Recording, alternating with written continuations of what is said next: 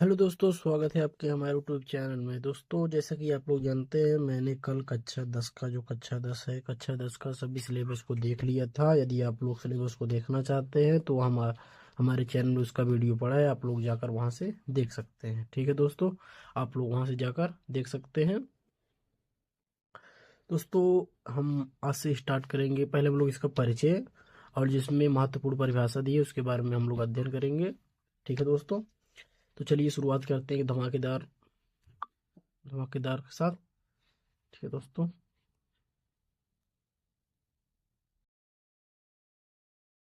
तो पहले हम लोग कल देख लिए थे, इसका परिचय देख लिए थे। इसका हम लोग कल परिचय देख लिए थे सब दोस्तों। आज हम लोग देखेंगे वास्तविक संख्या, परिमेय संख्या, अपरिमेय संख्या तथा वास्तविक संख्या कहते किसे हैं। आज हम लोग इसके बारे में अध्ययन करेंगे। ठीक है, और हम लोग इसके जो उदाहरण दिए हैं, सभी मोस्ट इंपॉर्टेंट उदाहरण, उसके बारे में हम लोग अध्ययन करेंगे। ठीक है दोस्तों, तो पहले हम लोग देख लेते हैं परिमेय तथा अपरिमेय संख्या कहते किसे हैं। ठीक है, परिमेय तथा अपरिमेय संख्या कहते किसे हैं। तो पहले हम लोग हेडिंग डालते हैं परिमेय संख्या। ठीक है, पहले हेडिंग डालते हैं परिमेय संख्या, इसके बाद पढ़ेंगे हम लोग अपरिमेय संख्या। पहले डालते हैं परिमेय संख्या। परिमेय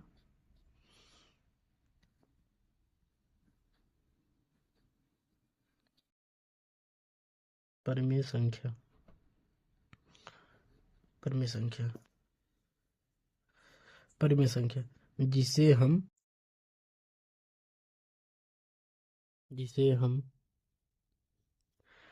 P बटा Q के रूप में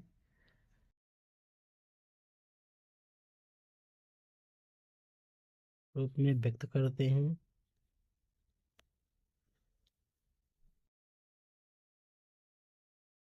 व्यक्त करते हैं तथा Q का मान जीरो ना हो, Q not equal to zero, Q का मान जीरो ना हो, उसे हम, अरे दोस्तों आप लोगों को दिखा नहीं, उसे हम परिमेय संख्या कहते हैं। उसे हम परिमेय संख्या कहते हैं। उसे हम परिमेय संख्या कहते हैं। ठीक है दोस्तों, अब देखते हैं परिमेय संख्या कैसे होते हैं। जैसे मान लो मैंने यहाँ पर लिख दिया 2/5। ठीक है, तो ये जो है ऊपर वाला 2 P है, ये नीचे वाला Q है। तो इसमें Q का मान देखो जीरो हुआ है, तो Q का मान जीरो नहीं हुआ है, तो यह एक परिमेय संख्या है। ठीक है, जैसे मैंने अगर लिख दिया 5/3। ठीक है, 5/3 लिख दिया, तो यह एक परिमेय संख्या है। देखो P का मान 5, Q का मान 3। अगर P का मान जीरो हो जाएगा, Q का मान अगर जैसे 3 हो गए, तो यह एक परिमेय संख्या है। अगर जैसे 3 यहाँ लिख दिए, अगर जीरो यहाँ लिखा हो, तो यह एक परिमेय संख्या नहीं है, क्योंकि देखो P का मान जीरो हो सकता है, लेकिन Q not equal to zero, Q का मान जीरो ना हो। ठीक है, अब मैं एक लिख देता हूँ दोस्तों, यहाँ पर आप लोग कमेंट करके बताना। 6/7 और 7/0, यह एक परिमेय संख्या है कि नहीं है, आप लोग कमेंट करके बताना। ठीक है, अब बढ़ते हैं अगले परिभाषा की ओर। लिखते हैं अपरिमेय संख्या। अपरिमेय संख्या, अपरिमेय संख्या। ठीक है, अपरिमेय संख्या उसे कहते हैं सिंपल से, जिसे हम P/Q के रूप में नहीं लिख सकते हैं। अपरिमेय संख्या जिसे हम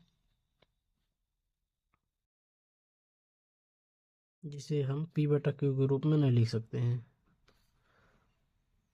Q के रूप में नहीं लिख सकते हैं।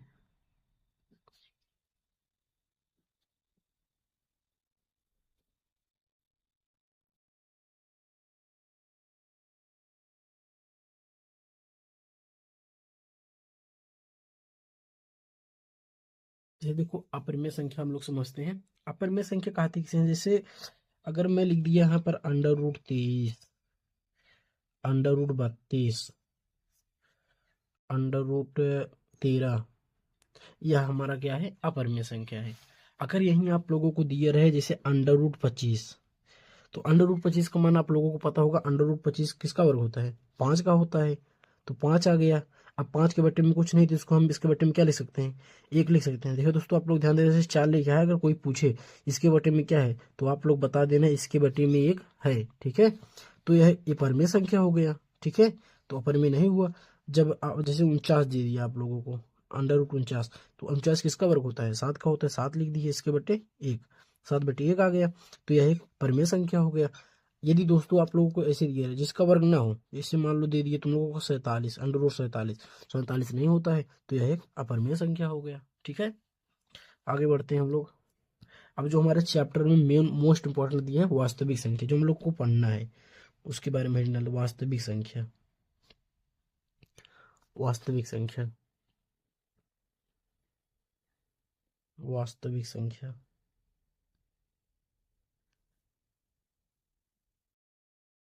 वास्तविक संख्या, ठीक है। अब वास्तविक संख्या सिंपल से मानो जिसमें परमेय और अपरिमेय दोनों, जिसमें परमेय और अपरिमेय दोनों शामिल होते हैं, उसे वास्तविक संख्या कहते हैं, ठीक है। याद हो गई होती है परिभाषा आप लोगों को। वास्तविक संख्या जिसमें देखो, जिसमें परमेय भी शामिल होता है और अपरिमेय भी शामिल होता है, उसे हम क्या कहते हैं, वास्तविक संख्या कहते हैं। देखो, जिसमें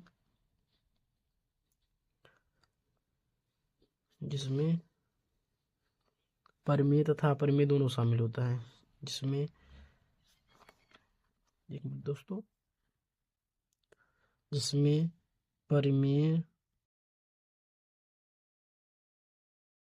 तथा अपरिमेय संख्या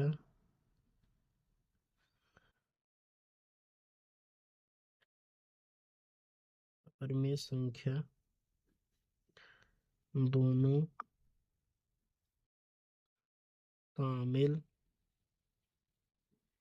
होता है, उसे वास्तविक संख्या कहते हैं, उसे वास्तविक संख्या कहते हैं।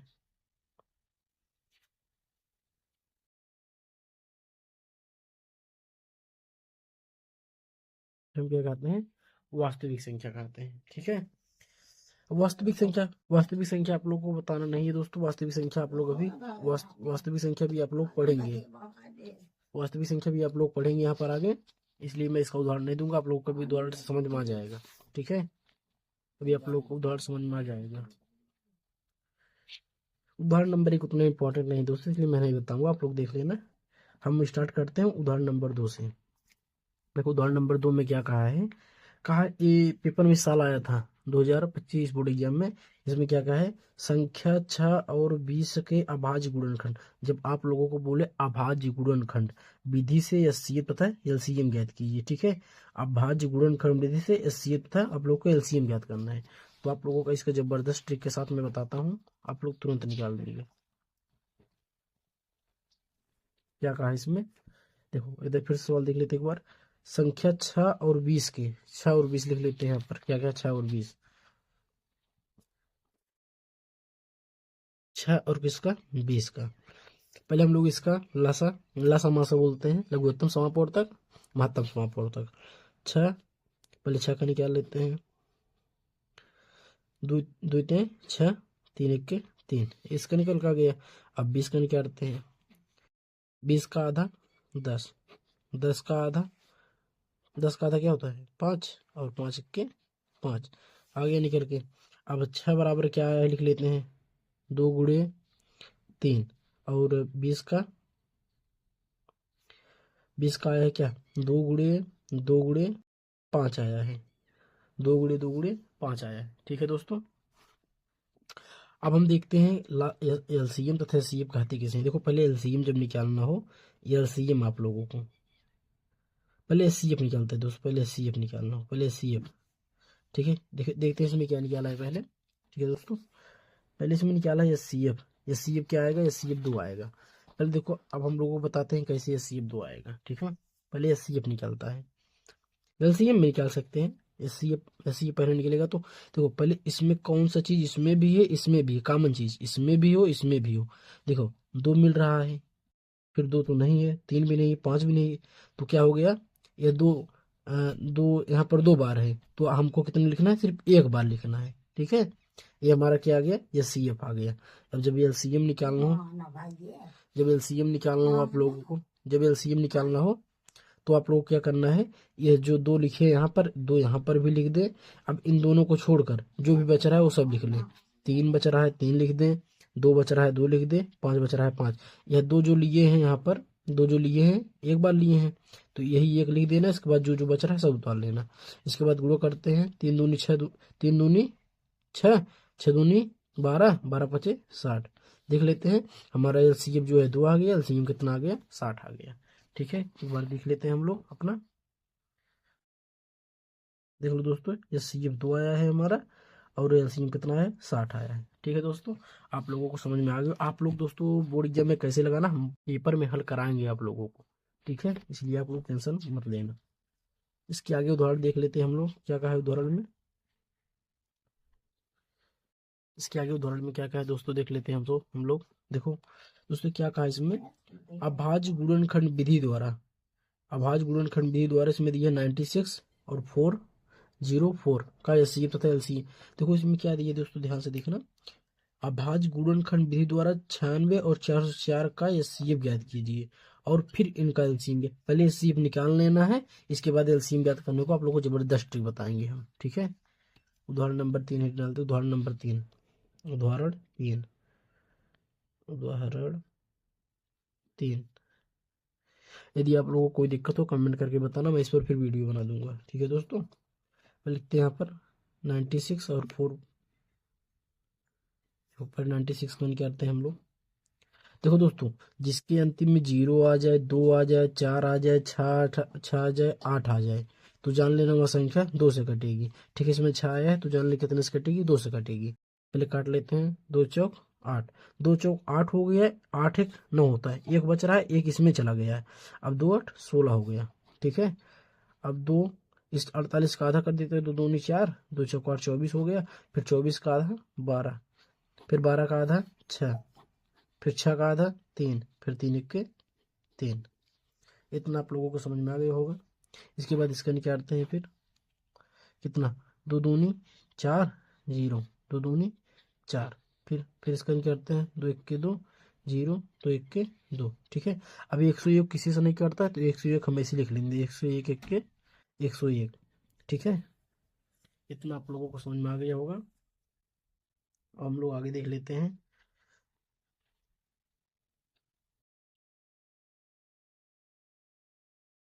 आगे देख लेते हैं इसमें 96। अभी क्या था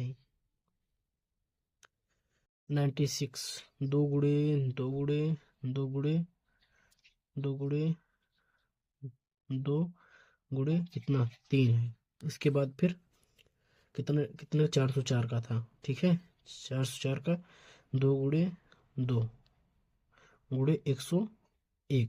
अब आप लोगों को पहले एससीएफ ज्ञात करना है। एससीएफ में निकालना बताया था आप लोगों को, एससीएफ ऐसे निकाला जाता है। एससीएफ ऐसे निकाल जो दोनों में हो, पहले इसको लिख लो। देखो 2 2 मिल रहा है, यहाँ पर 2 2 मिल रहा है, और कोई मिल रहा है नहीं मिल रहा है तो यह लिख लेते हैं। 2 यहाँ पर कितनी बार, 1 2 3 4, तो हमको कितना लिखना है, इन दोनों में से सिर्फ 2 एक बार। फिर क्या करना है, फिर हमको इन दोनों में से 2 एक बार, 2 2 कितना आ गया 4, हमारा एलसीएम आ गया। अब आप लोगों को एलसीएम निकालने का हम जबरदस्त ट्रिक बताते हैं। देखो जब एलसीएम हमारे पास आ जाए, एलसीएम निकालना हो तो आप लोगों को क्या करना है, एक फार्मूला होता है। क्या फार्मूला होता है, लिखना है पहली संख्या, पहली संख्या गुना में दूसरी संख्या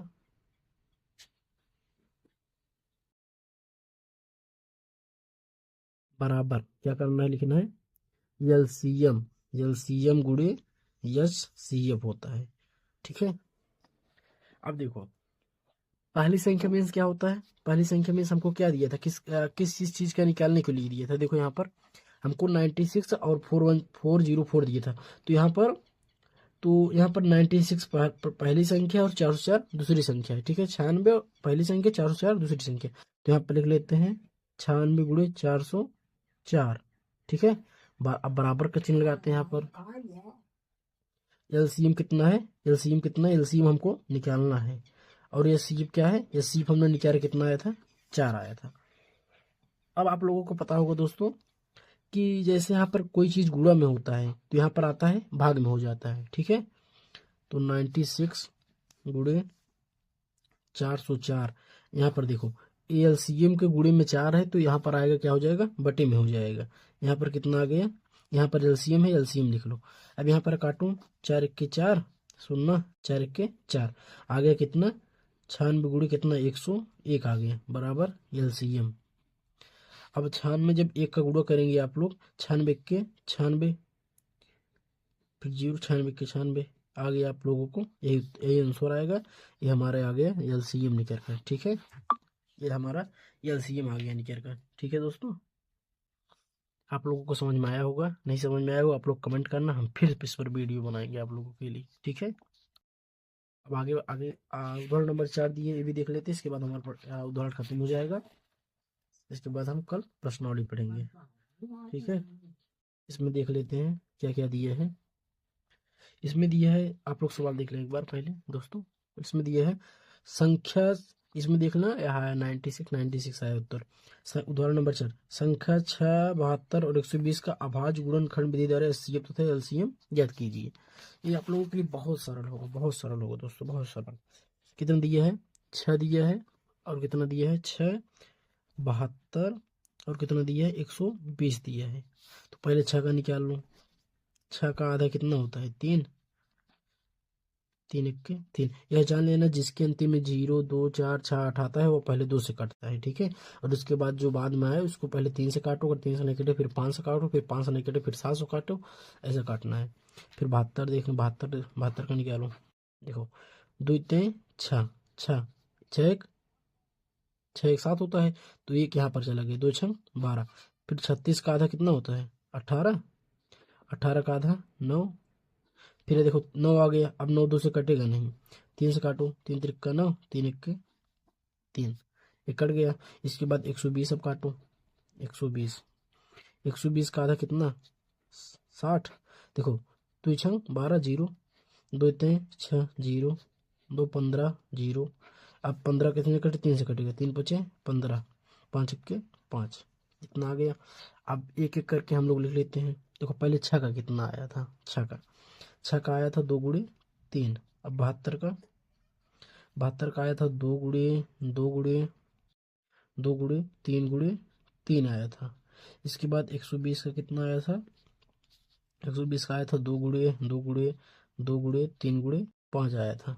अब देख लेते हैं दोस्तों ऐसा कौन सा गिनती है जो तीनों में मेल खा रहा है। तो पहले देखो 2 मिल रहा है, 2 लिख लिए। इसके बाद कौन मिल रहा है, फिर देखो 3 मिल रहा है, 3 कर लिए, 3 कर लिए। इसके बाद अब कोई नहीं, अब कोई नहीं मेल खा रहा है। ये 2 है लेकिन ये 2 इसमें है लेकिन इसमें नहीं है, ठीक है।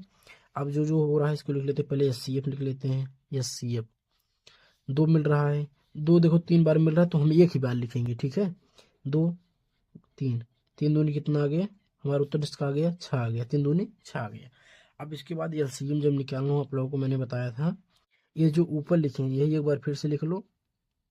इसके बाद ये वाला छोड़ देना क्योंकि इसमें मैंने लिख लिया है। अब जो जो बच रहा है इसको छोड़कर वो लिख लो। क्या बच रहा है, 2 बच रहा है, यहाँ पर 2 बच रहा है, यहाँ पर कितना 3 बच रहा है, यहाँ पर कितना बच रहा है, 2 बच रहा है, फिर 2 बच रहा है, फिर कितना बच रहा है, 5 बच रहा है। आप लोग दोस्तों जब इसका पूरा गुणा करेंगे तो आप लोगों का आंसर जो आएगा, आप लोगों का आंसर आएगा 360 आएगा, ठीक है। 360 आएगा या जो भी आएगा आप लोग उत्तर देख लेना, हम गुणा कर देते हैं। 3 दूनी 6, 6 दूनी 12, दूनी 24, 24 त्रिक 24 त्रिक 3 3 4 3 12, 12 को 2, 2 3 दूनी 6 7, 72 आ गया।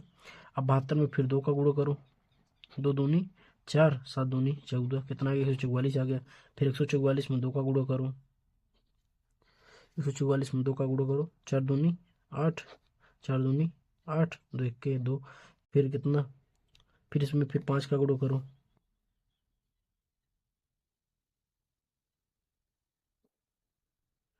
यहाँ पर कुछ दिक्कत हुआ है दोस्तों, यहाँ पर कुछ तो दिक्कत हुआ है। 2 गुणे 3, ओके दोस्तों एक मिनट देखते हैं, 2 3 वाला हमारा सही आया है। एलसीएम 2 घात 3 सही है। 5 घात 1 सही है।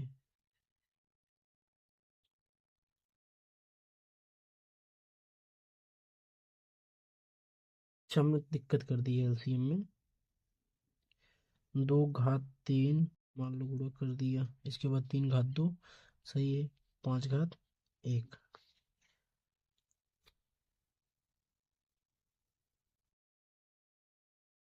अब आएगा हमारा उत्तर, कितना आएगा? 360 आ जाएगा। ठीक है दोस्तों, गुणा कर लेना है पूरा, 360 आ जाएगा हमारा उत्तर। ठीक है दोस्तों। ठीक है दोस्तों, मिलते हैं अब अगले वीडियो में। तब तक के लिए जय हिंद। अगर हमारा वीडियो पसंद आया हो तो चैनल को सब्सक्राइब जरूर से जरूर कर दें। ठीक है दोस्तों, तब तक के लिए जय हिंद।